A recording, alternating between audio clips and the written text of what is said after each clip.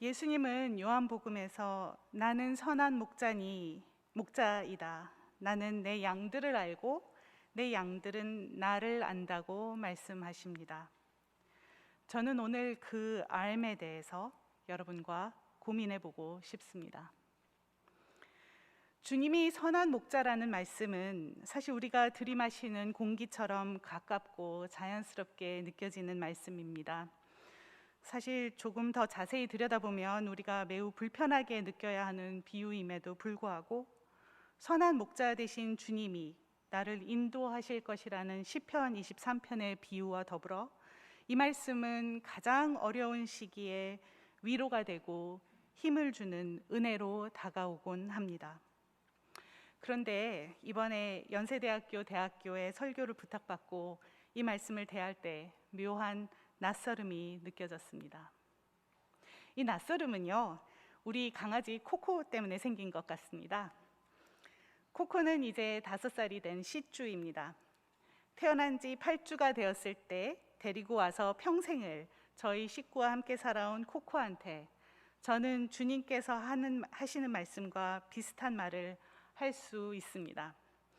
나는 코코를 알고 코코는 나를 안다고 말이지요. 그 당시 5학년이었던 딸아이와 8주 된 주먹만한 강아지를 데리고 와서 먹이고 재우고 닦아주고 오줌똥 치워주면서 강아지 돌보는 것이 참 아기를 돌보는 것과 비슷하다고 생각했었습니다. 코코가 커나가면서는 아이를 교육시키는 것과 강아지를 교육시키는 것도 참 비슷하다고 생각했었습니다. 이제 5살이 된 코코는 철저하게 저희 식구들 순위를 매기고 차별합니다. 그리고 누구한테 가면 무엇을 얻을 수 있다는 것을 정확하게 알고 자신이 원하는 것을 얻어냅니다. 예를 들면요, 저는 코코의 털을 빗어주고 샤워를 시켜주기 때문에, 즉 코코가 가장 싫어하는 일을 하는 존재이기 때문에 저는 코코한테 인기가 없습니다. 반면 제 남편은 강아지 교육의 모든 계명을 어기고 내키는 대로 간식을 주고 심지어는 식탁에서 먹고 있는 음식도 저 몰래 강아지한테 주기 때문에 코코는 제 남편을 가장 좋아합니다. 어떤 때는 코코와 놀아주고 이뻐하지만 아빠보다는 간식을 주는데 나름의 규율을 가지고 있는 고등학생인 제 딸은 저와 제 남편 중간 정도로 취급을 받고 있습니다. 이러다 보니 코코의 관점에서 저는 무시할 수 없는 알파이고 우리 딸은 베타, 그 다음에 코코가 감마, 그리고 코코가 해달라는 모든 것을 해주는 제 남편은 델타의 위치를 차지하고 있습니다. 늑대의 유전자를 가지고 있는 코코의 관점에서 우리 식구는 이런 위계 질서를 가지고 있는 늑대의 무리가 된 것입니다. 우리 코코에게 몇 가지 명령을 가르쳤고 코코는 그것을 알아듣고 그 명령을 따릅니다. 미국에 살면서 이 명령들을 배워서 이 녀석은 영어를 알아듣는데요. sit, jump, down, stay, leave it 등을 알아듣고 한국어로는 맛있는 거 줄까? 나갈래? 등 몇 가지 질문을 알아듣습니다. 그리고 그 정도 언어로 충분히 코코와 살면서 해야 하는 소통의 문제들을 해결할 수 있습니다. 그런데 더 놀라운 것은 코코가 우리에게 가르쳐준 언어입니다. 예를 들면 코코가 우리를 쳐다보는 눈길과 코로 킁킁 하고 고개를 흔드는 동작으로 자기한테 관심을 가져달라고 합니다. 아빠를 들면 놀자고 조르는 것이고요. 맛있는 거 줄까? 나 나갈래? 라는 질문에 자신의 필요에 따라 온몸으로 대답합니다. 우리 어느 방에 들어가고 싶으면 그 방문을 앞발로 2번 긁어서 표현합니다. 어느새 우리 식구는 코코가 하는 말을 알아듣고 코코와 의사소통을 합니다. 이런 의사소통은 마치 우리 아이가 아기였을 때 아기의 울음소리만 들어도 젖가슴이 찡해오고 정확하게 여러 아기의 울음 속에서 내 아이의 울음소리를 구분할 수 있었던 엄마의 본능으로 하던 소통과도 참 닮았다는 생각을 해봤습니다. 어느 순간 코코의 눈을 보면서 이 녀석을 내가 이해하고 있다는, 내가 이 녀석을 안다는 인식이 진하게 엄습합니다. 나는 코코를 알고 코코는 나를 아는구나 하고 말이지요. 영장목에 속하는 저라는 포유동물과 식육목에 속하는 코코라는 포유동물이 종을 넘어 서로를 압니다. 제게 선한 목자의 비유가 낯설었던 것은 바로 저와 같이 영장목에 속하는 목자라는 포유동물과 경우 제목에 속하는 양이라는 포유동물이 서로를 안다고 주님께서 이야기하시는데 연유합니다. 종을 넘는 알미입니다. 주님께서 그런 알미, 주님과 우리의 관계라고 말씀하십니다. 저는 목회적 돌봄을 가르치는 목회 상담학 교수입니다. 목회적 돌봄에서 상대방을 안다는 것은 관계를 규명하고 사람과 사람을 연결하는 끈입니다. 하인즈 코엇이라는 저명한 정신분석가는 자신과 타인의 내면을 성찰하여 얻어내는 알을 공감이라는 말로 표현했습니다. 공감이라는 것은 우리가 타인을 이해하고 타인에게 연결되어 가게 하는 작용입니다. 공감이 형성될 때 우리는 상대방의 연약함 속에서 나 자신의 연약함을 확인하고 그 연약함에 연결되어 갑니다. 제가 목회 상담사로서 가지고 있는 신앙 고백은 바로 이 연약함 속에서 만나게 되는 하나님의 임재와 그 임재로 인해 연약함 속에서 피어오르는 생명력에 대한 증언입니다. 저는 하나님의 임재를 만나는 바로 그곳에서 예배를 드립니다. 그리고 그 예배가 제가 제공하는 상담을 일반 상담과 구분짓고 있지 않나 생각해 봅니다. 그러나 공감의 이면에는 이 연약함을 짓밟고 파괴할 수 있는 힘 또한 함께 존재합니다. 누군가를 안다는 것은, 누군가를 깊이 있게 이해한다는 것은, 누군가에게 깊이 공감한다는 것은 그의 연약함을 알고 그 연약함을 이용하고 악용할 수 있다는 것을 의미하기도 하기 때문입니다. 그 알므로 상대방을 지배할 수 있습니다.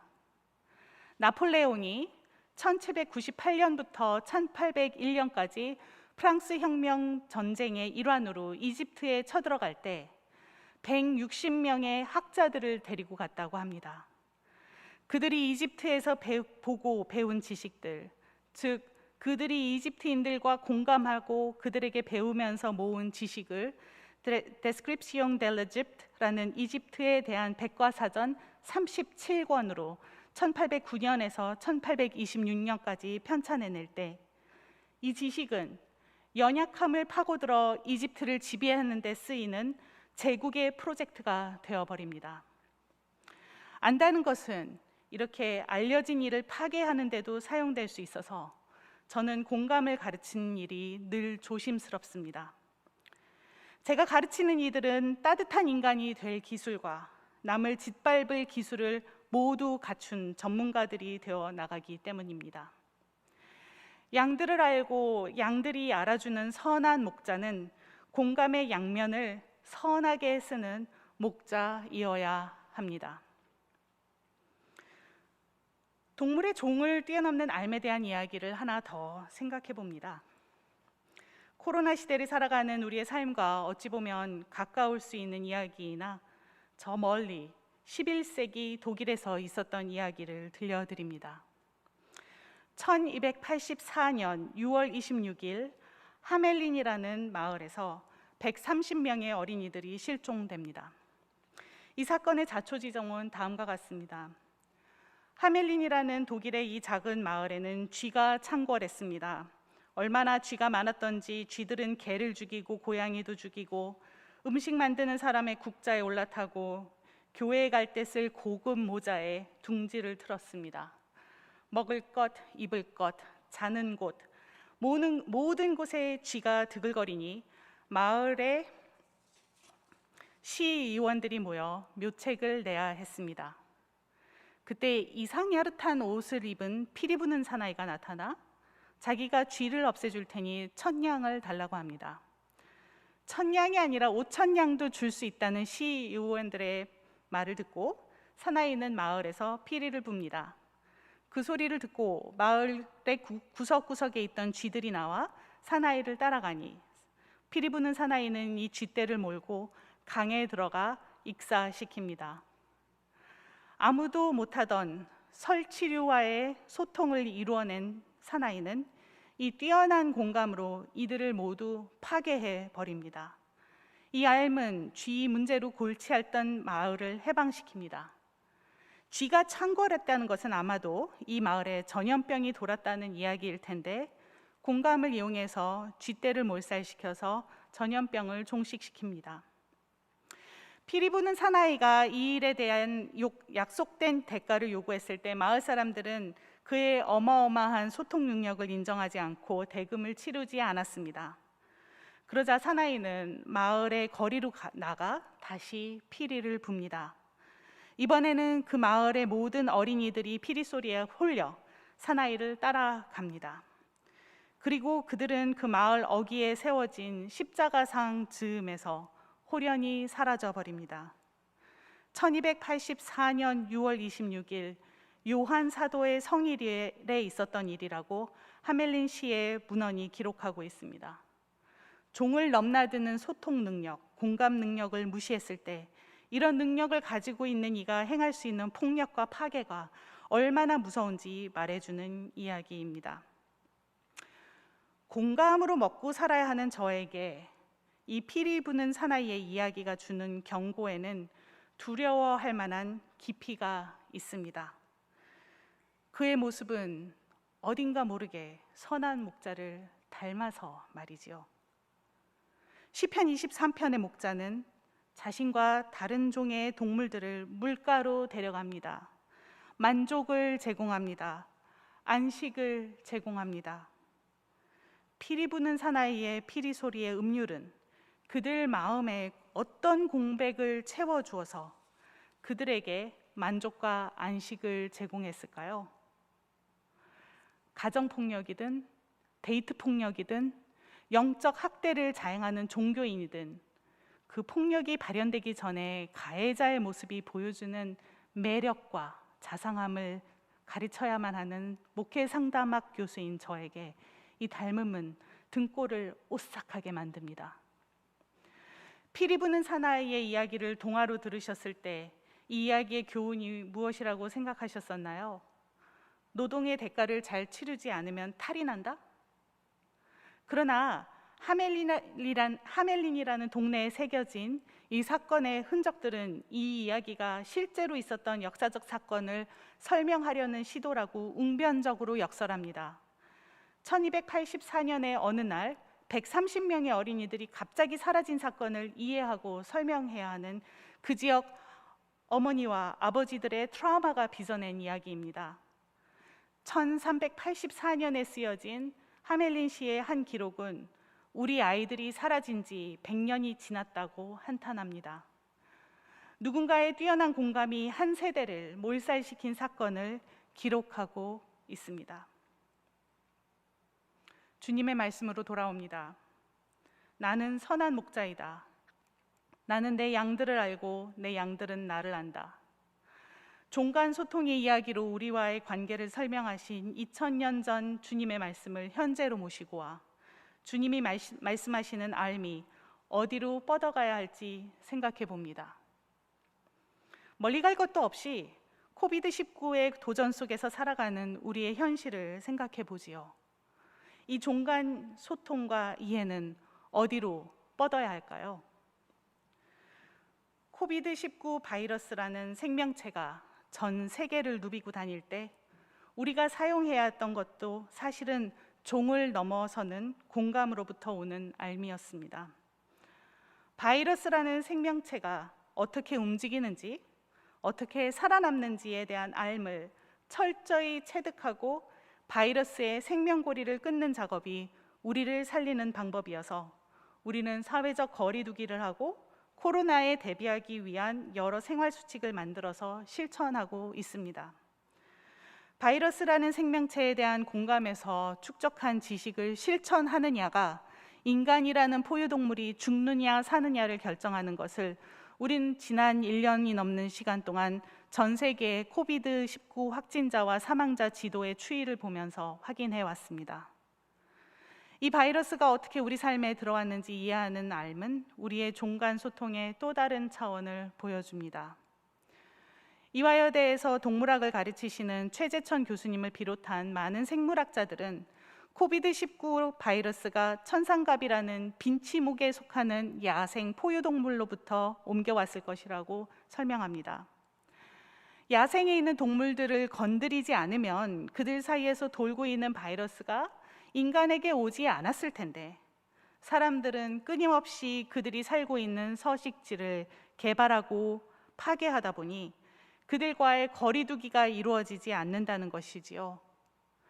포유동물들 안에서 살던 바이러스는 다른 포유동물로 전염될 가능성이 많으니 인류가 개발을 멈추지 않는 이상 코로나 상황과 같은 팬데믹은 앞으로도 심심치 않게 일어날 것이라고 합니다. 한 종류의 포유동물이 뻗치는 파괴의 손길을 피해 도망가는 다른 포유동물들 사이에서 일어나는 역동과 그 포유동물들 사이사이에서 제 살 길을 찾고 있는 바이러스가 겪는 삶을 공감하는 알은 어찌 보면 인류가 파괴해온 우리의 생태계를 살릴 수 있는 선한 목자의 알미 되어야 하지 않을까 싶습니다. 선한 목자의 이미지는 목회적 돌봄의 이상이자 부담입니다. 내가 양을 알고 양들은 나를 안다고 하시는 주님은 그것은 마치 아버지께서 나를 아시고 내가 아버지를 아는 것과 같다.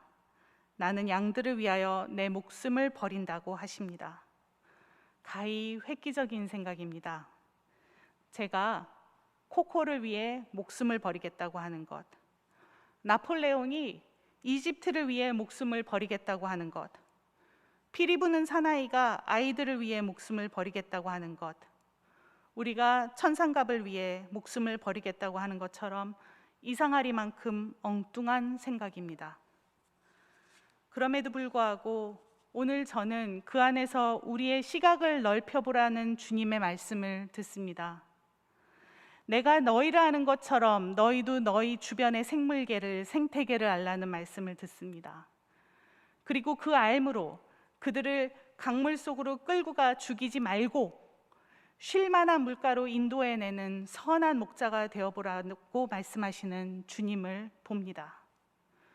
죽음의 골짜기가 된 지구 생태계를 우리가 선한 목자가 되어 돌봐주길 원하시는 주님의 마음을 우리 모두 알게 되기를 주님의 이름으로 축원드립니다. 함께 기도하시겠습니다. 선한 목자 되신 주님, 눈을 들어 주님 창조하신 세계를 바라봅니다. 이 세상에서 함께 살아가라고 창조하신 다른 생물들을 보게 하시고 파괴가 아닌 생명을 궁리하게 하시고 생명체의 삶의 의지를 깊은 공감으로 이해하게 하소서. 우리를 안다 하시고 목숨과 바꿀 만하게 귀하다 하신 선한 목자 주님, 우리도 우리 주변의 생명들을 귀하게 여기게 하소서. 선한 목자의 돌봄의 사역에 동참하게 하소서. 예수님의 이름으로 기도합니다. 아멘.